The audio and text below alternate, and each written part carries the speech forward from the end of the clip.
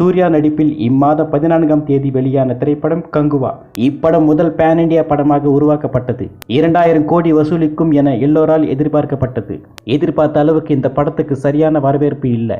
இந்த படத்தோட screen play சரியில்லை, இந்த படம் ஃபுல்லா அதிக சவுண்ட் இருக்கிறது என மோசமான விமர்சனங்கள் கூட வந்தது. இந்த படம் ரிலீஸ் ஆனதிலிருந்து இது போன்ற விமர்சனங்கள் வந்ததால் பாக்ஸ் ஆபீஸில் கடுமையாக அடி வாங்கியது.